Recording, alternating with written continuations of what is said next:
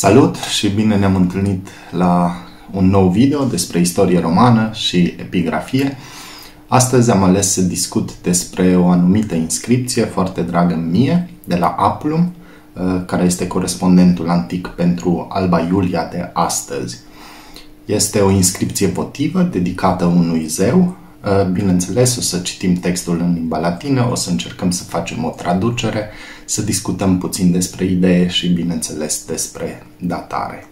Textul în limba latină sună așa: Ex iusu Dei Apollinis, fontem aeterni, ulpius proculinus, speculator legionis terdecime gemine gordiane, a solo restituit.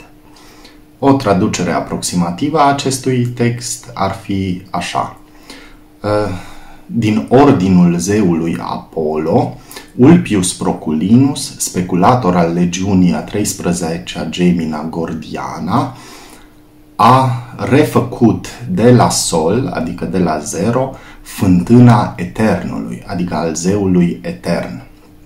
Acum, ca să înțelegem puțin mai bine ce înseamnă tot textul ăsta, gândiți-vă cum începe inscripția: Ex iusu Dei, din ordinul divinului zeu Apollo.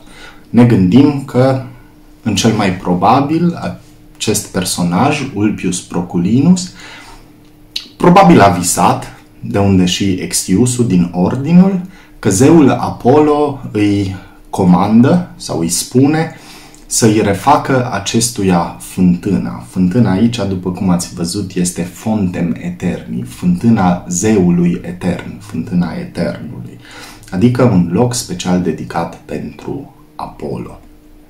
Ulpius Proculinus este speculator, adică un fel de cercetaș, scout în limba engleză, în legiunea a 13-a gemina, care aici poartă epitetul gordiana. Epitetul ăsta ne ajută la datare, pentru că Gordiana, acest nume vine de la împăratul Gordianus, știm că el a domnit între anii 238 și 244 după Hristos. Aici avem și datarea respectivă. Sper că v-a plăcut scurtul video și să ne reîntâlnim cât de curând la o nouă discuție, să mai învățăm câte ceva din epigrafia Daciei romane. Dacă v-a plăcut video, vă rog nu uitați să dați subscribe la canal, să dați like la video și, bineînțeles, share tuturor prietenilor ca să învețe și ei câte ceva. Salut!